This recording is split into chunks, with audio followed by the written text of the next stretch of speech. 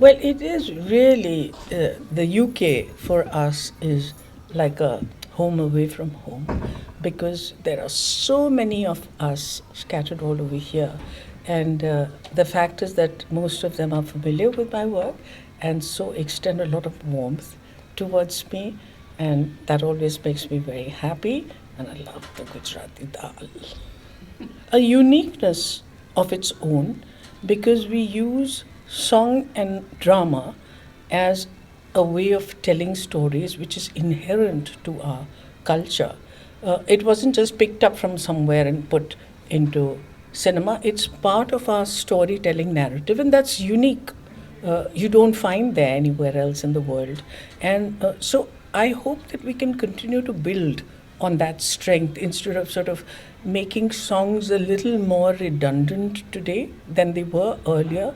And so whenever you hear about Hindi film music, we're always singing the 60s and 70s ka song, and there's a great sense of nostalgia about it. So I think that characterizes us. We have a very strong narrative of telling our stories, and like you said, it's a very diverse cinema because there's Tamilian cinema, there's Bengali cinema, there is Malayalam cinema, Telugu, Hindi, Marathi, Gujarati, all of it. And so it seems to be a pity that it is only recognized as Bollywood. But over the years, I used to get very upset with the term because I thought it meant that it's just a poor imitation of Hollywood. But over the years, one has accepted it as being the song and dance film, which it certainly is not all. It's only one part of that big collective. But you know, India makes the largest number of films in the whole world. And so there has to be something unique that moves across cultures. It's popular not only in India itself, but also in the diaspora and, places as far away as Uganda and America, North America, and all of that. So it has Fiji Islands, China now. So it has something to it that appeals to a broader spectrum. I have been, I think, singularly lucky in being at the right place at the right time. And so when I started in 74, I had just come out of the Film Institute with a gold medal, and that was a time when the Hindi cinema was very quickly absorbing the graduates of the FTII. And so, really, without any struggle, touch wood, I got my first three films. And then, for instance, Shyam Benegal's Ankur, which was my first released film, that became a kind of cult film. It won me the national award. It paved the way from what got known as the parallel cinema. And so I was very lucky to get very substantial roles for women, which wasn't the norm.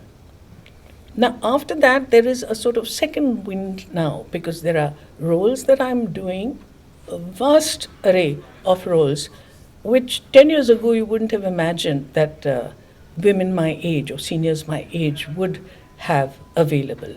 And so it's really happening for the better. Oh, well, I have the best script writer in India at my own house. And I've got two kids and one brother who are all directing films. So I'll just catch them by the ear and say, you better make this film for me. But there isn't any such particular role, except that I would like to explore a historical character. We have very little records of it. And what we do is when we play such roles, the hangover of Mughal-e-Azam is so heavy on us, and Mere Mehboob is so heavy on us that we sort of get into a declamatory form of pronouncing our dialogue. And I want to explore that and see whether there are other more interesting ways that we can do it. But it's not like the passion of my life. You know, I was brought up in with parents who believed that art should be used as an instrument for social change, and that's what I saw, whether with my father's poetry or his writing, or my mother Shaukat Kafi's the roles that she did for theatre. So that was the atmosphere I was born in. So it was a sort of given that it would happen. And I think a time comes in an actor's life, in an artist's life, when you feel you can no longer treat your work like a 9 to 6 job and then go back to being your with all your creature comforts and your air conditioned rooms and say, I have nothing to do with the character that I was playing. Some of that residue is bound to be left over within you. And if you have a voice which can be used, then I would think it's a pity not to. So I am very, very happy that particularly it came when it came to stance of women deserving better parts than just being appendages to the hero. That trend seemed to start, in my case, very early because of the films of Sham Benegal and all that, but then it also started seeping into mainstream cinema, and then there was a film in the 80s called Arth, which was Mahesh Bhatt's film, and it became a cult film.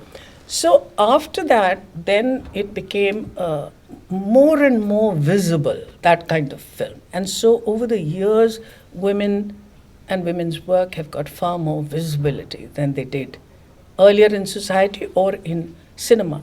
So at present, I think we are on happy grounds, but we have a lot to achieve. To be an actor, you need to find the truth of the moment from within yourself. And I've seen that a lot of youngsters think that acting is about imitating. So I like Shah Rukh Khan, so I'll do this scene like Shah Rukh Khan, or I do it like Alia Bhatt, and that's not going to get you anywhere because that can't. Imitative form and being inspired are two completely different things.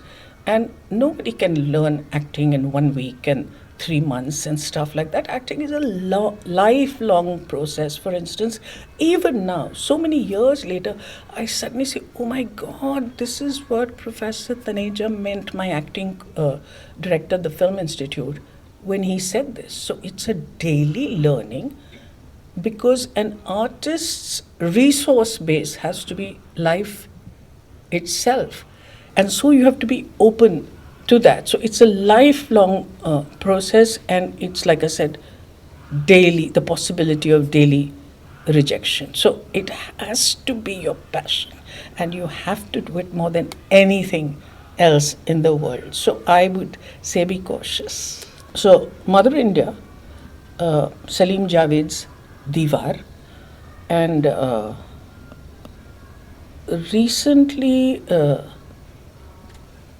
there have been lots of films. Rocky Or Rani is something that I really enjoyed because it's we're all within the mainstream, and yet it's on point about gender, and that I like about it. It's also fun-filled film. But the films that really resonate very deep within me is, I think, the films of Sham Benegal, because they really brought out change. Some of Satyajit Ray's work, and some of the work of the newer directors today, I find very interesting, not the least of which is my daughter, Zoya Akhtar. But now this debate will start about nepotism and about this, that, and the other. But the fact is, I'm saying that because I really think she has a voice that is different and appeals to the young and is interesting and is based on deep observation. Except, like I said right in the beginning, that in this need to become the crossover film, we are losing what is our strength, and that's the art of telling stories through songs. So please, let's build on that. Let's not, so if we say that no, the crossover film has to be shorter, that of course, that is very necessary. Nobody has the patience for a 2.5 hour film.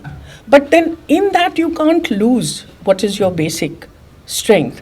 So what I think is very important that is happening today is that it's a two-way exchange. We are learning from the West is learning from us, the doors are opening up, And also, it's a question of market.